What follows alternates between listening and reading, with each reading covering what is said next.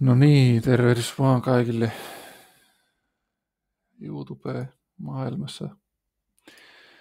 Ihmeessä maasta ei ikinä tämä meneekään tämä video sitten loppujen lopuksi, mutta sinne ajattelin ruveta tekemään videoita tai Facebookiin tai johonkin tämmöiseen, että saisi tosiaan suomalaista opetusta, raamatusta, koska Jeesus puhuu meille raamatun kautta. Jumala on antanut tämän pyhän hengen kautta meille tämän kirjan ihmisten välityksellä. Ja niin hän tosiaan toimii ja puhuu tämän kirjoitetunkin sanan kautta.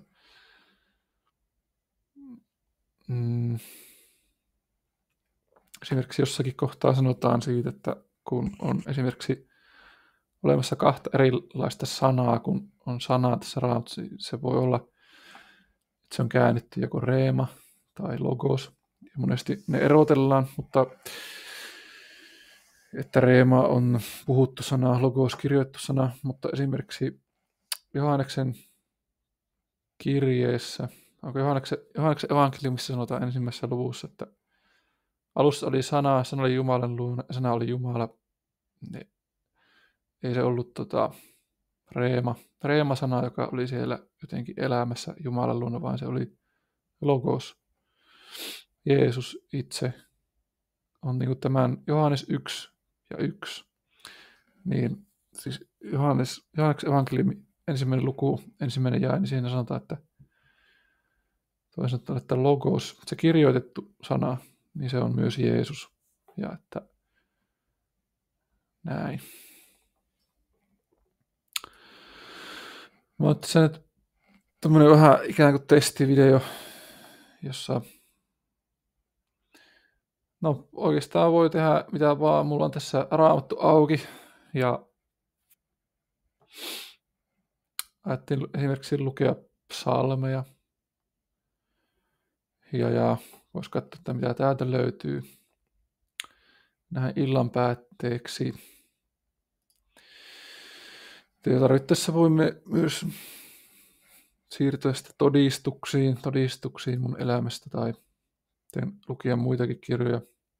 Esimerkiksi Apostolien teot on semmoinen, mitä kirjaa haluaisin tuoda esille, koska se on täyttä toimintaa ja niin kuin tähän päivään soveltuvaa.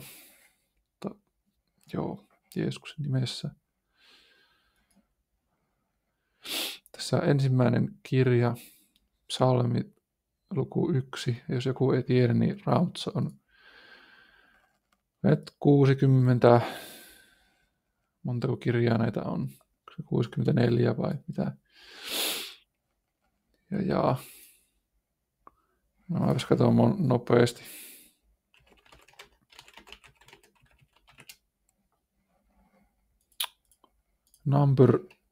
Number of books. Okei, 66. Sori, olin väärässä. Niin, huijasin teitä. Mutta tää on Raamattu kansalle. Ja se on mun mielestä niin kuin paras käännös ehkä Raamatusta. Ja niin kuin jos suomenkielisiä käännöksiä ajatellaan. Ja näin. Mutta joo. Hyvä raamattupiiri tänään tuli vaan mieleen. Tai tämmöinen rukouspiiri, mikä meillä aina on keskiviikkoisin. Just Zoomin kautta. Siihenkin tämä mun uusi webbikamera on hyvä, mikä mä nyt tilasin käyttynä. Mutta niin kuitenkin Logitechin ihan hyvä soppelikamera. Ja tosiaan lisää motivaatiota vielä siihen. Ja on vähän tämmöinen pitkäveteinen, perusteellinen, miksi tykkää selittää asioita, niin ehkä nämä videot ei kaikille sovellu, mutta halusin tosiaan ruveta tekemään videoita siksi, että voisin opettaa ja siksi, että saisin itse Jumalan sanaa. Eli opettaisin itse itseäni, kun Jeesus kysyy, että fariseuksilta, ettekö te mukaan itse opeta itseänne, kun te niin kuin kansaa opetatte tai näin, että muistaakseni, että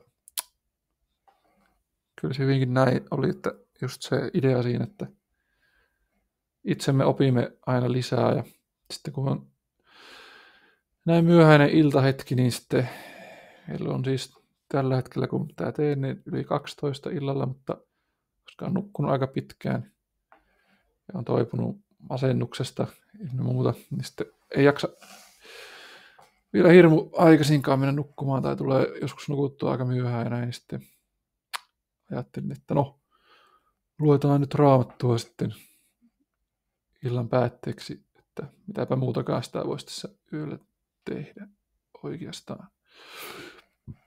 Paitsi rukoilla ehkä. Mutta tosiaan,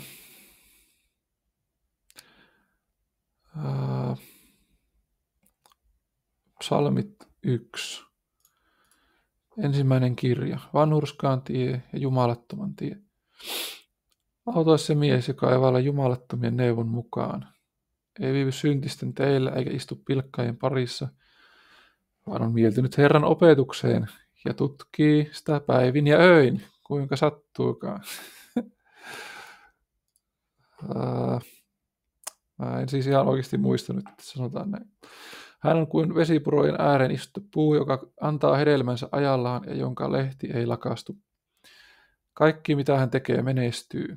Niin ei ole jumalattomien laita, vaan he ovat kuin akanat, joita tuuli lennättää. Sen tähden jumalattomat eivät kestä tuomiolla, eivätkä syntiset vanhurskaiden seurakunnassa. Sillä Herra tuntee vanhurskaiden tien, mutta jumalattomien tie vie tuhoon. Joo. Miksi kansat kohisevat ja kansakunnat turhia ajattelevat? Maan kuninkaat nousevat, ruhtinaat yhdessä pitävät neuvoa Herran hänen voideltuaan vastaan. Katkaiskaamme yltämme heidän kahleensa, heittäkäämme päältämme heidän köytinsä. Hän, joka istuu taivaassa, nauraa. Herra pilkkaa heitä. Silloin hän puhuu heille vihassaan, kauhistettaa heitä kiivaudessaan.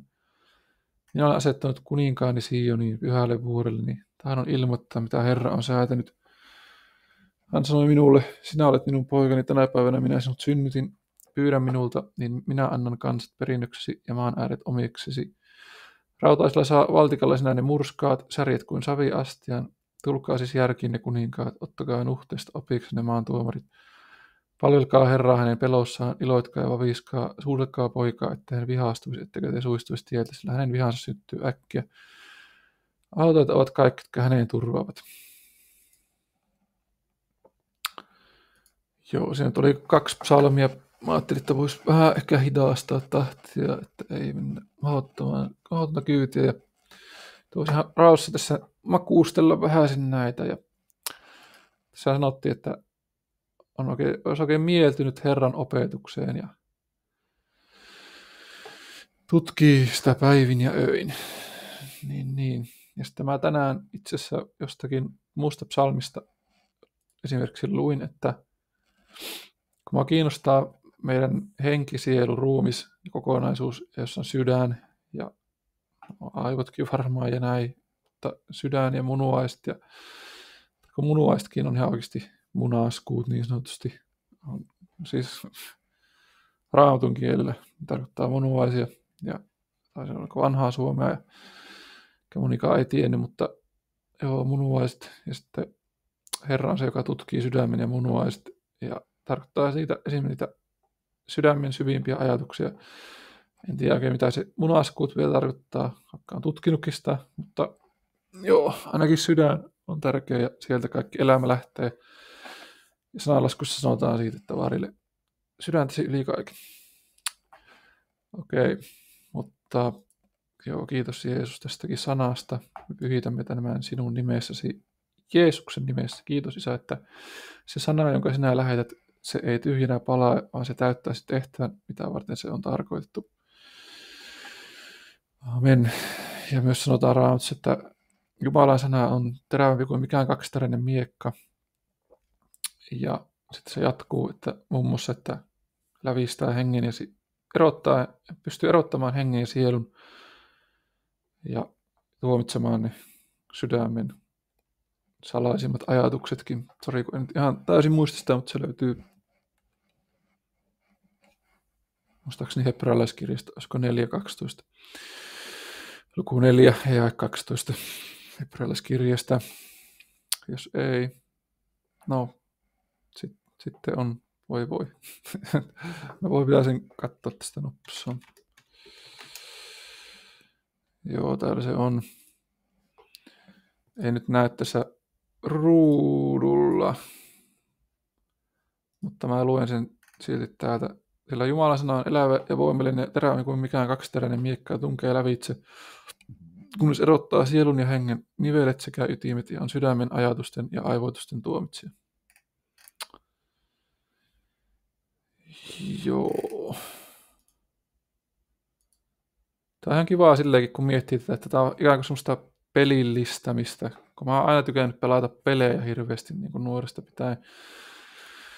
Tästä Herra jotenkin puhunut mulle siitä, tai mun omassa tunnossa mä oon vähintään kokenut sen, että miksi mä en tekisi niin kuin jotakin hyödyllisempää, koska nämä asiat, esimerkiksi tämä sanan tutkiminen ja opettaminen, niin nämä niin kuin kasvattaa sitä iänkaikkista hedelmää. Ja tänäänkin mulle tuli semmoisia, en mä tiedä, onko ne mitään ajatuksia, kun ne vihollisesta. No ei se välttämättä ole, kun jotkut opettaa sille, että jos Jumala puhuu sulle jostakin, niin Jumala ei koskaan syytä sua mistään. Mutta mä en ole ihan niin kuin samaa mieltä, koska toki joo, vihollinen on syyttäjä, niin kuin Raamatun mukaan. Mutta jos sillä on jotakin aihetta meitä syyttää, niin miksi me ei kuunneltaisi? Sehän on niin kuin pelkästään järkevää. Että jos vihollinenkin sanoo sulle jostakin asiasta ja sä tiedät, että se on oikeassa, niin tee parannusta sen asian suhteen. Tai mulla ainakin tuli tänään just semmoinen ajatus, oli se mistä lähteestä vaan, ja saatte hyvin olla Jumalasta niin kuin omasta mielestäni. Mutta vaikka se on mun oman mielen ajatuskin vaan, eikä edes kummastakaan hengellisestä lähteestä näin, niin sitten mun mielestä se oli silti hyvä ajatus näin pitkän monologin jälkeen. Se ajatus oli siis, että kun me jotenkin rukoiltiin siinä muiden kanssa, niin tuli semmoinen ajatus, kun mä ajattelin, että pitäisikö mä vielä jatkaa rukousta, niin sitten ikään kuin pyytäen ja saaden, antaen jotakin siinä, tai ennen kaikkea just pyytäen ja saaden, niin sitten just tuli se ajatus, että no mitä sä sillä teet sillä, mitä sä nyt seuraavaksi saat, kun no joo, on tuo vähän semmoinen aika tosi negatiivinen ajatus, mutta ja just syyttävä, että en tiedä. Pitäisikö sitä nyt suoranaisesti Jumalan antamana ajatuksena, mutta se ajatus kuitenkin oli niin just, että nyt kun mä sitä kerron äänen, niin okei, on se ehkä tosiaankin vihollista, mutta joka tapauksessa se niin kuin syytti mua tai sille, että no, että sä oot käyttänyt, tai että niin, mihin sä tarvitset sitä, kun et sä oot käyttänyt niitä aikaisempiakaan lahjoja tai muuta, mitä sä oot saanut rukoilussa. Niin, no, en tiedä. Onko huono saada sitten jostakin tuommoisesta inspiraatiota vaikka tähän videon tekemiseen? Ehkä, mutta mun mielestä se oli joka tapauksessa niin kuin, niin en osaa sanoa, onko mulla liian kriittinen itsetunto tai omaan ääni tai oma sisäinen ääni tai joku, mutta sitäkin olen miettinyt ja mä tosiaan voi olla vähän tämmöisiä mietiskeleviäkin videoita, ehkä pitkäveteisiä joillekin, niin en tiedä, pahoittelut, menkää johonkin muualle, jos ei kiinnosta. No ei, mutta siis on ihan niin, vapaus vallitkoon tässä asiassa, mutta joo, mua ei ainakaan mitkään Fortnite-videot sun muut kiinnosta, vaikka olisikin nopeatempoisempia. Mä mieluummin, niin kuin tässä sanotaan, niin mietiskelen oikein tai tutkin niin kuin Herran opetuksia ja näin. Sitten totta kai samalla tulee kerrottua omasta elämästä esimerkkejä, mutta sitten tosiaan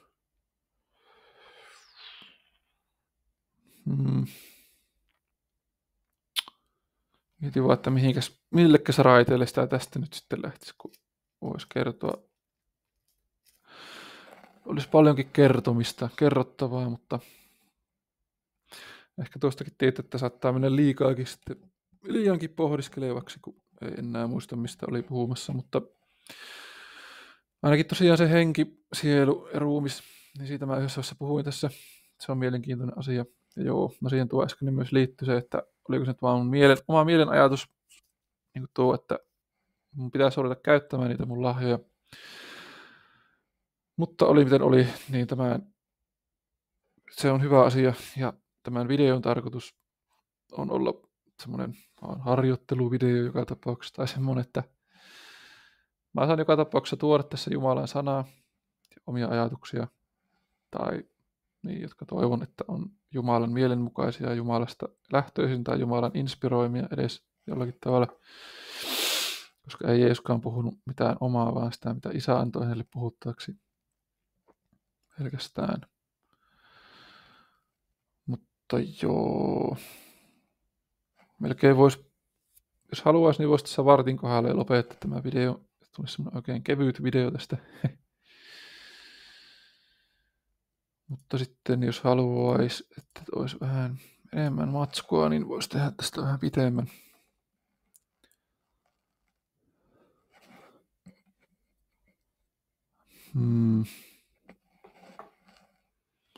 No, niin, en osaa sanoa. Mitenköhän tässä nyt pitäisi tehdä? Jeesus, anna nyt viisautta.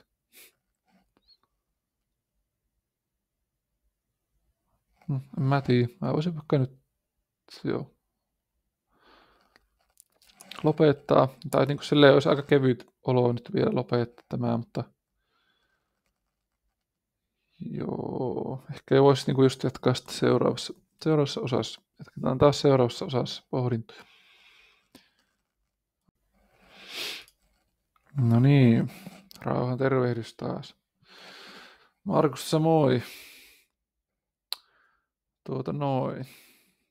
Luukkosen Markus tosiaan Pihtiputtaalta kotoisin semmoista perheestä, että en hirveästi tuntenut uskon asioita niin kuin alun perin, mutta sitten omat vanhemmat oli kuitenkin semmoisia sallivia sen suhteen, että jos ei isä ainakaan kiinnostunut, sitten äiti ehkä vaan hymyili sille, että jos rupesi lukemaan yhtäkkiä Uutta testamenttia, Gideonien antama Uutta testamenttia, missä oli psalmit ja sanalaskut, ja siitä se lähti se homma. Ja mä muistan, kun mä luin sitä, niin mulle tuli heti semmoinen olo siitä, että nämä on ihan tosia sanoja. Tämä on totta, niin kuin mitä täällä puhutaan. Että Jeesus on totta. Hän on tosi mies. Ja sitten siinä oli tosiaan semmoinen homma, että jossakin vaiheessa ennen sitä, niin mulle tuli ihan semmoinen ilmestys, elämystä. Muistan, kun mä olin vaan sängyllä kotona ja sitten mietin näitä asioita. Sitten mä ymmärsin, että joo, tässä elämässä on melkein pakko olla jotakin semmoista käytössä jotakin niin kuin hienompaa, jotakin isompaa ja suurempaa kuin se, mitä mä näen mun ympärillä. Se niin kuin tämän asian sanominen ääneen, niin kuin osoittaminen sen Jumalalle, ja sitten rukoilin, että jos jotakin semmoista on, niin Herra, anna minulle. En minä silloin tiennyt ehkä, kuka se hän on niin hyvin, mutta hän kuitenkin ilmaisi minulle itsensä jo siihen aikaan. Ja olin silloin ehkä, en minä tiedä, 8-vuotias tai 9-vuotias tai 10-vuotias, en tiedä. Mutta kiitos Herralle siitä, että olen siitä tähän hetkeen pelastunut ja säilynyt. Minulla olisi paljonkin kerrottavaa siitä, miten olen tähän hetkeen päässyt. Ja se on aikamoinen tarina, aika suuri ihmekin. Toki Jumalalle kaikki on mahdollista ja sille, joka uskoo. Mutta joo, se oli niin kuin mun uskon matkan alku. Ja tosiaan tässä esimerkiksi psalmien kirja, jota ollaan nyt luettu, niin sitten pari lukua. Viimeksi jäätiin siihen, että luettiin vaan nuo, eikä hirveästi vielä pohdiskeltu sitä, eikä menty siitä eteenpäin. Niin. Voitaisiin lukea vaan lisää Jumalan sanaa.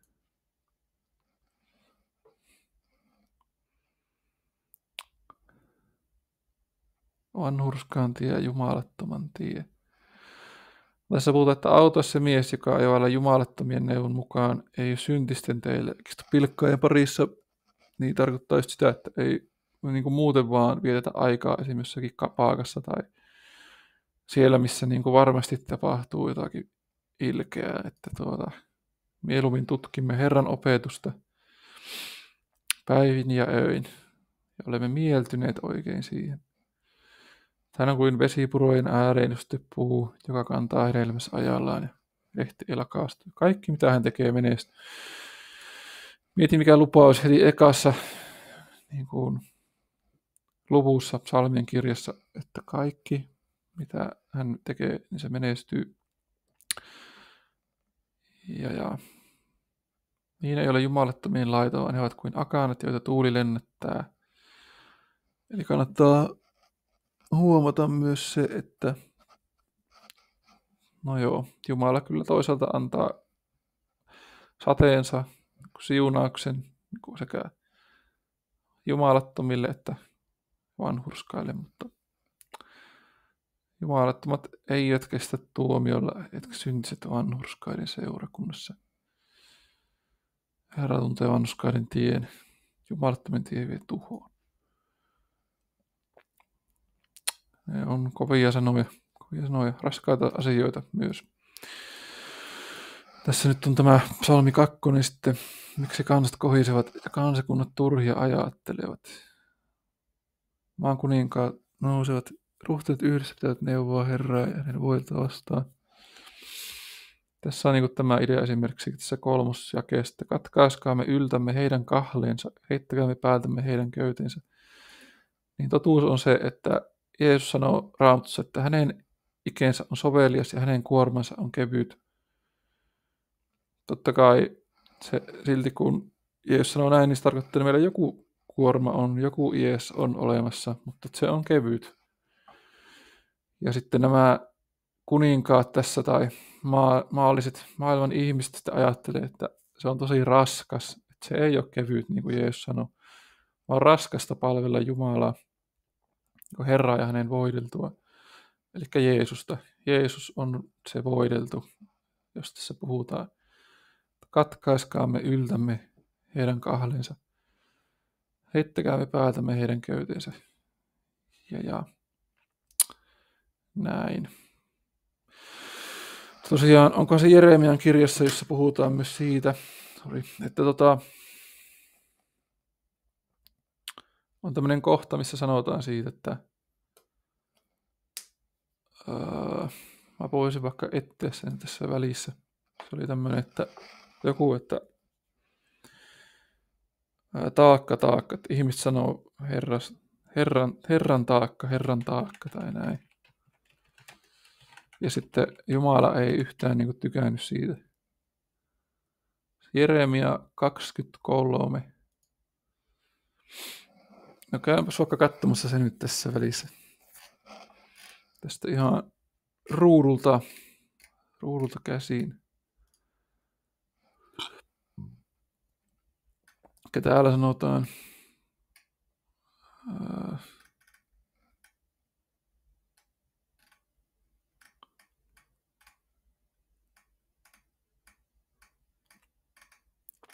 tämä on vähän pitkiä nämä monesti, niin sitten joutuu vähän etsimään.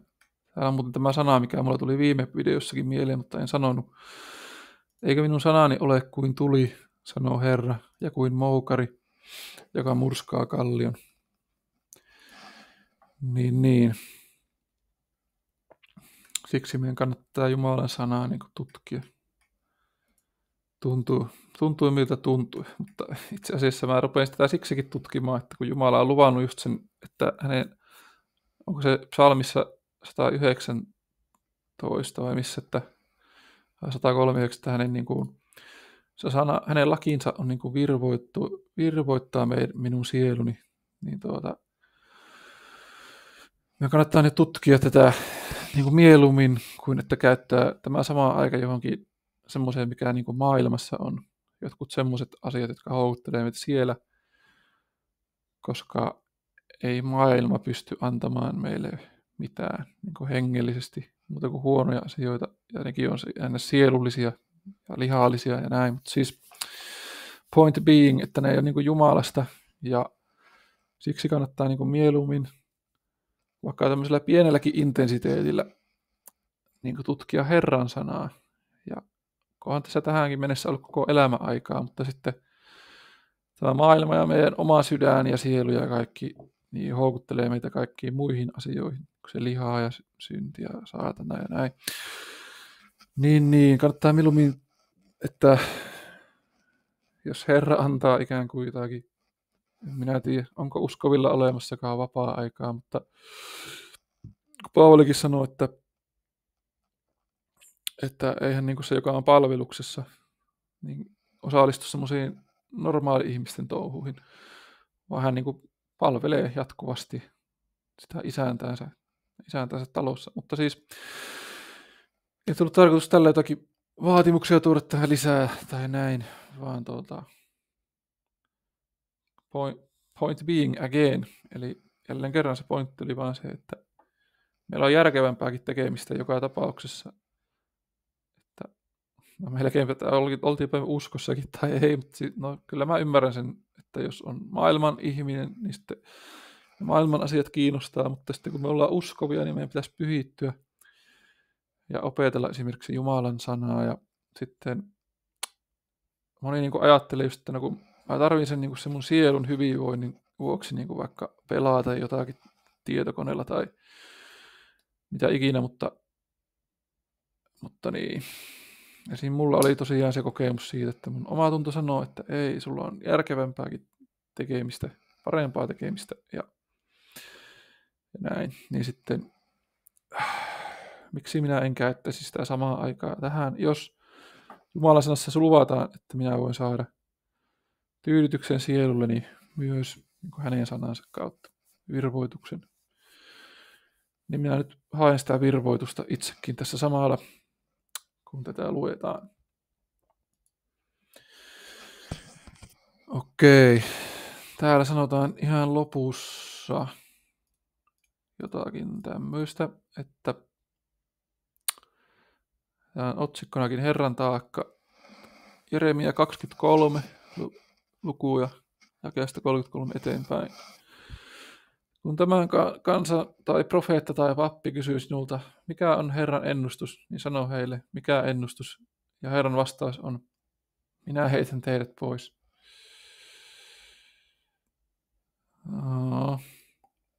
Ei vähän tämmöistä tosi negatiivista sanaa nyt täällä, mutta jos profeetta, pappi tai joku kansasta sanoo Herran taakka, minä vaadin hänet ja hänen perheensä siitä tilille. Tässä oli niinku just se ongelma. Varmaan oli jo aikaisemmin ollut niinku tässä ehkä puhetta tästä teemasta tai asiasta, mutta tosiaan Jumala oli jo kypsynyt siihen, että niin kuin näitä niin kuin profeetioita tai mitä Jumalalta aina tuli hänen profeettinsa kautta, niin kutsuttiin niin kuin Herran taakaksi näitä hänen käskyjäkin varmaan ja lakeja ja näin, niin sitten sanotaan, että kysykää toisiltanne näin, mitä Herra on vastannut tai mitä Herra on puhunut, mutta älkää enää mainitko Herran taakkaa, sillä jokaiselle on tuleva taakse hänen oma sanansa. Tehän vääntelette elävän Jumalan, meidän Jumalamme Herran Sebaotin sanoja. Näin tulee teidän kysyä profeetalta, mitä Herra on sinulle vastannut ja mitä Herra on puhunut. Mutta jos te vielä kerran puhutte Herran taakasta, niin Herra sanoo näin. Koska te käytätte tätä sanaa Herran taakka, vaikka minä olen kieltänyt teitä sanomasta Herran taakka, niin minä unohdan teidät kokonaan. Ja heitän kasvojeni edestä pois teidät ja tämän kaupungin, jonka minä annoin teille ja teidän isillenne. Minä annan tulla teidän päällenne ikuisen häpeän ja ikuisen pilkan, joka ei ole unohtuva.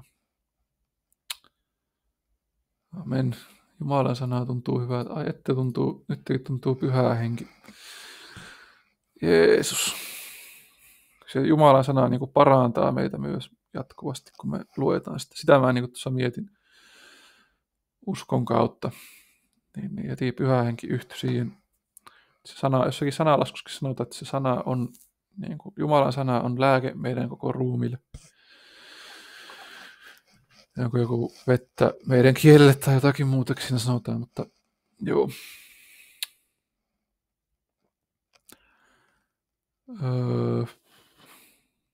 Joku voisi ehkä ajatella, tai tuli semmoinen ajatus, että aika rohkea niin kuin puhua Jumalan sanastakin näin, mutta mä koko ajan niin koitan kunnioittaa sitä ja tavallaan, niin, ei me kukaan täydellisiä ole, että anteeksi jos puhun jotenkin epäkunnioittavaan sävyyn välillä Jumalan sanasta tai näin. Mutta tarkoitus vaan itsellekin tehdä tästä edes vähän helpompaa ja semmoista, että jos jotakin edes muistaa, niin tuoda sitten edes se esille. Toki en halua just, että sanon sitten ihan väärin tietenkään, vältän kaikkea semmoista, mutta Herra minua auttakoon ja joo, mutta tosiaan tässäkin kun sanottiin, että niin kuin Herran taakka, niin Herra ei halunnut, että me käytetään tämmöistä kieltä ja että jokaiselle on tuleva taakaksi hänen oma sanansa. Tein tuossa jakeessa 36, niin sehän tarkoittaa sitä, että kun sananlaskuissa kerrotaan myös, että meidän kielemme hallussa on elämä ja kuolema, ja se, joka sitä rakastaa, niin saa syödä sen hedelmää. Ja tuntuu melkein, että rakastipa tai ei, niin sitä saa syödä. Toki en sano, että se sana olisi väärässä tai mitään, mutta siis tarkoitan vaan, että tuntuu, että ne sanat niin kuin ohjaa meitä ja vaikuttaa meidän tekoihin ja valintoihin ja näin kaikkeen elämään, vaikka me ei aina edes tiedettäisinkään sitä itse, myös vaikea sanoa. Ja Raamattuhan on totta joka tapauksessa, että uskottiinpa me siihen tai ei. Toki tämä kertoo siitä, että minä puhun uskon kautta, koska tämä ei ollut vain mielipide, vaan minä myös uskon tähän, tietenkin. Okei. Viimekin videossa taisin mainita jo tästä vähän etukäteen, että